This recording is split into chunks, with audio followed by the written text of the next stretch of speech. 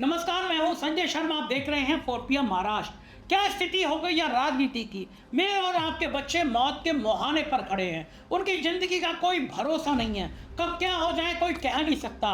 मैं ये वीडियो जो आपको दिखाने जा रहा हूँ, दिल थाम के देखिएगा, क्योंकि बच्चा मेरे और आपके बच्चों की ज़िंदगी से, उनके भविष्य से जुड़ा हुआ है। Thank you. आज हम बात करेंगे उन बच्चों की जो रात रात भर जागते हैं, जो सुबह 4 बजे उठकर किताबें खोलते हैं, जो अपनी नींद, अपना बचपन, अपनी जवानी सब कुछ एक सपने की भेंट चढ़ा देती है। एक सपना के पढ़ लिख कर कुछ बनेंगे, डॉक्टर बनेंगे, इंजीनियर बनेंगे, अफसर बनेंगे। लेकिन इस देश में एक और व्यवस्था है जो उन बच्चों के सपनों को, उनकी मेहनत को, उनके भविष्य को बड़े करीने से, बड़े नियम कायदे से, बड़े सरकारी अंदाज में तबाह कर देती है। और फिर मन की बात होती है, विश्व गुरु आके मन की बात करते हैं। मन की बात में मंगल पर जाने की बात होती है, योग की बात होती है, खेलो इंडिया की बात होती है, स्टार्टअप की बात होती है, विश्व गुरु बनने की बात होती है। लेकिन उन लाखों करोड़ों बच्चों की बात नहीं होती जिनके पेपर लीक हो गए, जिनके नंबर गायब हो गए, जिनके प्रिंसिपल उनसे जबरदस्ती वीडियो बनवा रहे हैं। सब ठीक है, सब अच्छा है। CBSE नीट का मुद्दा मन की बात से गायब है। क्यों गायब है? क्योंकि जब सच बोलने की बारी आती है तो विश्व गुरु का मन चुप हो जाता है। जब जवाबदेही की बारी आती है तो विश्व गुरु का माइक बंद हो जाता है। जब बच्चों की तकलीफ सामने आती है तो कैमरा कहीं और मुड़ जाता है। यह देश एक अजीब विरोधाभास में जी रहा है। एक तरफ हम कहते हैं हमारे बच्चे सबसे होनहार हैं, हमारे युवा दुनिया बदलेंगे, हम 2047 तक विकसित भारत बनेंगे। दूसरी तरफ हम उन्हीं बच्चों के साथ क्या कर रहे हैं? उनकी परीक्षाओं के पेपर बेच रहे हैं, उनकी मेहनत को नीलाम कर रहे हैं, उनके भविष्य को एक भ्रष्ट व्यवस्था की भेंट चढ़ा रहे हैं। NEET, national eligibility cum entrance test, ये परीक्षा थी, एक रूपता लाने की रीत थी। कहा गया था कि पूरे देश में एक ही परीक्षा होगी, अमीर गरीब, शहर गांव सब एक ही मंच पर, सब बराबर। ये एक बहुत अच्छा सपना था। हमारे विश्व गुरु सपना बेचते बहुत अच्छा है, लेकिन सपने और हकीकत में जो फ़र्क होता है वो इस देश में बहुत गहरा है। तो ये कि नीट बन गई, असमानता की सबसे बड़ी मशीन बन गई। एक तरफ वो बच्चे हैं जो दिल्ली, मुंबई, कोटा की बड़ी बड़ी कोचिंग में लाखों रुपए फूंक कर तैयारी करते हैं, जिनके पास अच्छे टीचर हैं, अच्छी किताबें हैं, मॉक टेस्ट है, ऑनलाइन क्लासेज हैं। दूसरी तरफ वो बच्चे हैं जो बिहार के किसी गांव में, यूपी के किसी कस्बे में, झारखंड के किसी आदिवासी इलाके में मोमबत्ती की रोशनी में पढ़ते हैं, जिनके गांव में इंटरनेट नहीं है, जिनके स्कूल में साइंस का टीचर नहीं है, जिनके घर में पढ़ने के लिए अलग कमरा नहीं है। कोटा में एक बच्चा एक साल में 30 से 50 लाख रुपए की कोचिंग लेता है, और बिहार के किसी गांव का बच्चा सोचता है शायद इस साल हो जाए। नहीं होता, क्योंकि व्यवस्था ने तय कर लिया है किसका होगा और किसका नहीं होगा। पैसा है तो मेरिट है, पैसा नहीं है तो मेरिट नहीं है। और फिर आई पेपर लीक की कहानियाँ। नीट का पेपर लीक हुआ, लाखों बच्चों ने परीक्षा दी, महीनों की मेहनत की, सालों की तैयारी करी, और फिर सामने आया कि कुछ बच्चों को पहले से पेपर मिल गया था। बिहार में, गुजरात में, राजस्थान में अलग अलग जगहों से खबरें आई। कुछ लोगों ने पैसे लेकर पेपर बेची, 5 लाख, 10 लाख, 15 लाख, इतने में बिका कि एक बच्चे का भविष्य सिर्फ इतने रुपए में। एक पूरा नेटवर्क था, व्यवस्थित, संगठित, शातिर। सरकार ने कहा जांच होगी। NTA यानी नेशनल टेस्टिंग एजेंसी ने कहा हम देख रहे हैं।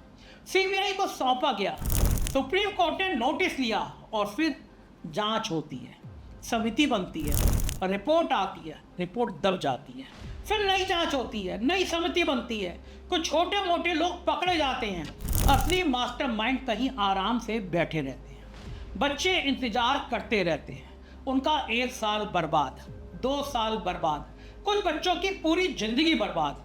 और फिर कोटा से खबर आती है एक और बच्चे ने आत्महत्या कर ली। कोटा राजस्थान का एक शहर जो कभी उद्योगों के लिए जाना जाता था, अब जाना जाता है कोचिंग के लिए और आत्महत्याओं के लिए। हर साल दर्जनों बच्चे कोटा में अपनी जान दे देते हैं। कुछ छत से कूद जाते हैं, कुछ पंखे से लटक जाते हैं, कुछ नींद की गोलियां खा लेते हैं। दर्द देखिए माँ बाप का। मेरी एक महिला कर्मी, मेरी सहकर्मी है, उसके भाई, इकलौता भाई था, उसने सुसाइड कर लिया। पूरा परिवार तबाह हो गया। ये बच्चे कौन हैं? ये वो बच्चे हैं जो अपने परिवार की उम्मीद लेकर कोटा आए थे। माँ बाप ने जमीन बेची, कर्जा लिया, भैंस बेची, बकरी बेची, बेटे को कोटा भेजा, डॉक्टर बनाने के लिए भेजा, इंजीनियर बनाने के लिए भेजा, और बेटा एक छोटे से कमरे में बंद है। सुबह से रात तक पढ़ाई कर रहा है, coaching class, homework, mock test, और फिर नतीजा रैंक नहीं आई।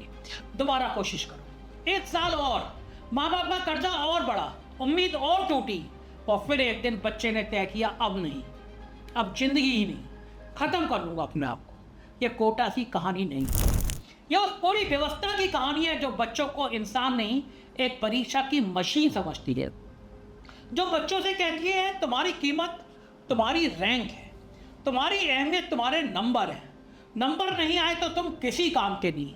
ये बच्चों के साथ अपराध है, खतरनाक अपराध है, और यह अपराध हर साल होता है।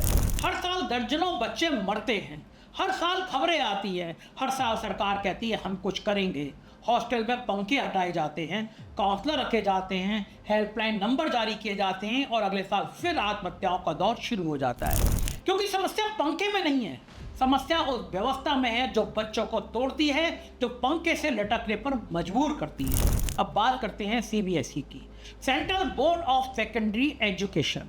यह बोर्ड देश के लाखों बच्चों और करोड़ों बच्चों के भविष्य का जिम्मेदार है। लेकिन ताज़ा खबर यह है कि सीबीएसई ने स्कूल के प्रिंसिपलों पर दबाव डाला कि वीडियो बनवाओ, वीडियो में कहो हमारे स्कूल में सब ठीक है, बच्चे खुश हैं, व्यवस्था दुरुस्त है, सीबीएसई बहुत अच्छा काम कर रहा है। यानी प्रोपोगंडा, सरकारी प्रोपोगंडा, और वो भी स्कूलों के जरिए, बच्चों के जरिए। सोचिए जरा, जो संस्था बच्चों को सच बोलना सिखाती है, जो संस्था बच्चों को नैतिकता का पाठ पढ़ाती है, जो संस्था बच्चों को सिखाती है झूठ मत बोलो, ईमानदार रहो, वही संस्था अब प्रिंसिपलों से झूठ बोलवा रही है। और प्रिंसिपल वो क्या करें?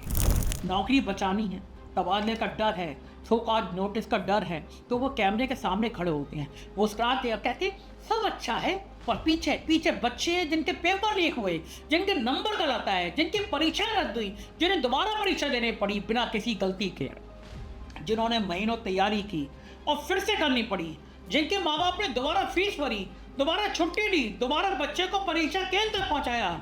यही है सीबीएसई का नया पैतरा। समस्या सुलझाओ, समस्या को छुपाओ, जितना हो सकता है उतना छुपाओ, जवाबदेही मत लो, जवाबदेही का नाटक करो, असली सवालों का जवाब मत दो, कभी मत दो, नकली जवाबों का वीडियो बनाओ। पेपर लीक कोई नई बात नहीं है, ये देश में दशकों से चल रहा है, लेकिन अब ये एक पूरी तरह से संगठित उद्योग बन चुका है। बिहार में पेपर लीक हुआ, राजस्थान में पेपर लीक हुआ, उत्तर प्रदेश में पेपर लीक हुआ, मध्य प्रदेश में पेपर लीक हुआ, नीट का पेपर लीक हुआ, यूजीसी नेट का पेपर लीक हुआ, यूपीपीएससी का पेपर लीक हुआ, पीपीएससी का पेपर लीक हुआ। ये कोई सहयोग नहीं है, ये एक व्यवस्था है, इसके पीछे पूरी मशीनरी है, एक नेटवर्क है जिसमें छापे खाने के लोग हैं, ट्रांसपोर्ट में लगे लोग हैं, परीक्षा केंद्रों पर बैठे लोग हैं, कोचिंग संस्थानों से जुड़े लोग हैं, और शायद, बहुत शायद नहीं, ऊपर तक पहुंचे हुए लोग हैं। पेपर लीक का धंधा कैसे चलता है ये समझना जरूरी है।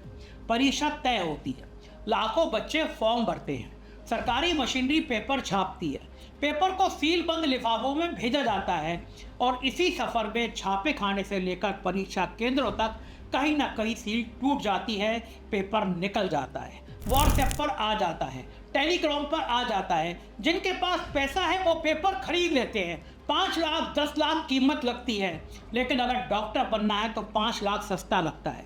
जिनके पास पैसा नहीं है वो रात भर जागकर पढ़ते हैं, अगले दिन परीक्षा होती है, जिसने पेपर खरीदा वो पास, जिसने मेहनत की वो शायद पास शायद नहीं। और यही है इस देश की मेरिट, और इसी मेरिट पर गर्व किया जाता है। अब बात करते हैं राज्य सरकारों की। ये सोचना गलत होगा कि यह सिर्फ केंद्र सरकार की समस्या है, राज्य सरकारें भी उतनी ही जिम्मेदार हैं, बल्कि कई मामलों में राज्य सरकारें ज़्यादा जिम्मेदार हैं। बिहार में शिक्षा का हाल किससे छुपा है? वहाँ बोर्ड परीक्षाओं में नकल का जो खुला खेल होता है, लगातार होता है, वो पूरी दुनिया देखती है। दीवारों पर चढ़कर नकल कराने की तस्वीरें वायरल हुई हैं, और सरकार ने कहा यह विपक्ष की साजिश है।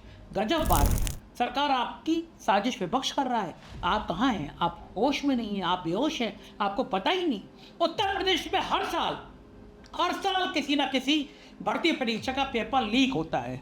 यूपीपीएससी, यूपीटीटी, पुलिस भर्ती बोर्ड, कहीं ना कहीं कोई ना कोई, और हर बार वही होता है, जांच होगी, कार्रवाई होगी, और हर बार नतीजा कुछ नहीं। राजस्थान में शिक्षक भर्ती परीक्षा का पेपर लीक हुआ। हजारों युवाओं ने परीक्षा दी थी, परीक्षा रद्द हुई, फिर से परीक्षा हुई, फिर से विवाद हुआ, बच्चे सड़क पर उतरे, पुलिस ने लाठियां चलाई। ये एक राज्य की बात नहीं है, ये पूरे देश की बात है, ये एक पार्टी की बात नहीं है, ये उस पूरी राजनीतिक संस्कृति की बात है जहाँ शिक्षा एक मुद्दा नहीं है, शिक्षा एक वोट बैंक नहीं है, शिक्षा एक धंधा है। शिक्षण माफिया, ये शब्द अजीब लगता है, लेकिन ये हकीकत है। इस देश में एक शिक्षा माफिया है जो कोचिंग उद्योग चलाता है, जो पेपर लीक का धंधा चलाता है, जो नकल का कारोबार चलाता है, जो फर्जी डिग्रियां बेचता है। कोचिंग उद्योग को देखिए, कोटा में हर साल 2-3 लाख बच्चे आते हैं, हर बच्चा औसतन 10 से 15 लाख रुपए खर्च करता है, यानी हर साल कोटा में हजारों करोड़ रुपए का कारोबार होता है। ये पैसा कहाँ जाता है?